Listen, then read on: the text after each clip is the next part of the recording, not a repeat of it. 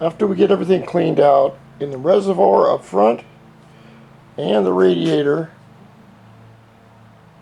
you put it all back together with the 3 bolts, then we want to use the antifreeze. Now, antifreeze does 2 things. Antifreeze has glycol alcohol in it, which stops the water from freezing in the winter. By stopping the water from freezing, if the water gets in these aluminum parts or the aluminum cases, and you have it full of water and it freezes, it will expand and crack and ruin the cases. That's why antifreeze has 50% glycol alcohol and it has 50% distilled water. Distilled water is used, now this is in bikes, in everything.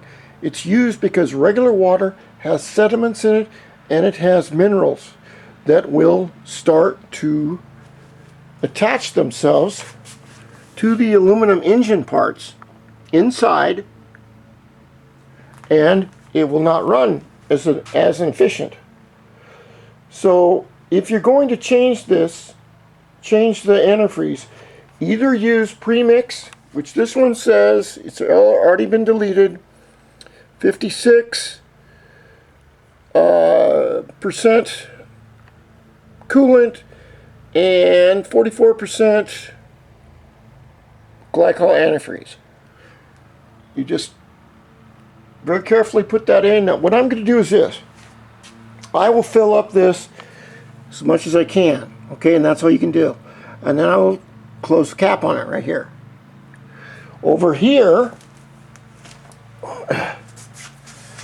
I will fill up the reservoir as much as I can, and I will put the cap on. And I'll start the bike up, and I'll look down here. Oops, I'm sorry. And right here, this has a high and a low mark, which tells you if you have too much, if you have to keep a certain amount in there. If it's too high, what it'll do is it'll spit it out in the back here. If it's too low, then you don't have enough antifreeze in the bike. So it's real easy to figure out. All you got to do is start the bike up and check it. Same way with the oil that I changed. I know that there's not quite enough oil in there, but since I got the wheels off, I can't test it and run it. I'll start the bike up, run it a little bit. I'll check the oil right here, and if it's low, which it'll be a little bit low, I'll add a little bit more oil. You want to try to add right up to the point that, and not go over because of overpressure. I'll show you there. It should, I'm not showing it too good.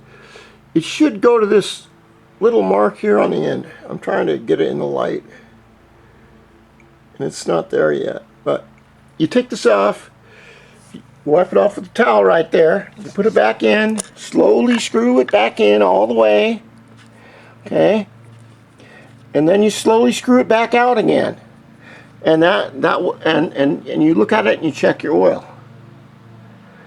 Okay, they want you to use 1040 in the case. All right, here's another thing that I found out. This right here, you can either use 1040 synthetic, or I've got some of this Honda. I've had this for years. Yeah, look at that, it's $3.95 a quart. It's probably $12 now.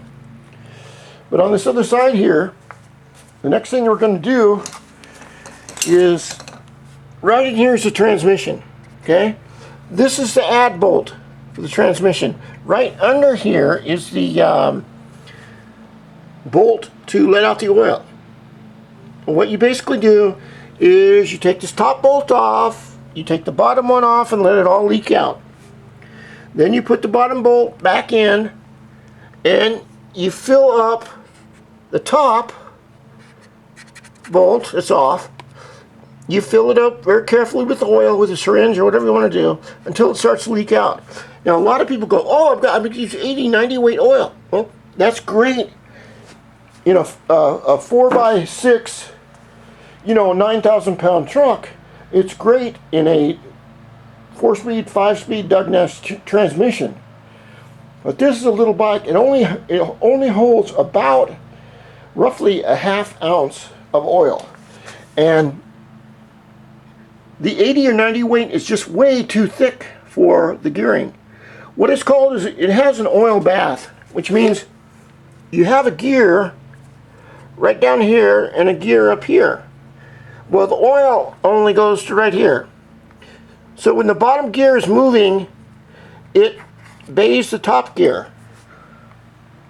So it's not real rocket science, but you do not want to use 80 or 90. You want to use in the back on all the bikes. I don't care if it's my Dio over here. This is just the tip of the day. The Dio, this is the back transmission. It's basically just there's 2 gears in there, and one on top of the other, and you put in a ½ ounce of 1040. Don't use 80 really thick 80 weight gear oil. It's not made for it. Alright, that's the tip of the day. So I'm going to put the press stone in and see where I'm at, and then maybe I'll do the transmission gear oil change. So I got one more video to make on this, then we'll be done with it, and I hope you like this. It's a 2013 coolant antifreeze, not oil, but antifreeze replacement. Okay, it should be done basically once a year. I'm kind of well, let's just say it hasn't been done once a year right now. That should be done once a year. Your oil should be done once a year. And your spark plug, which is right here, behind here, should be changed once a year. Okay.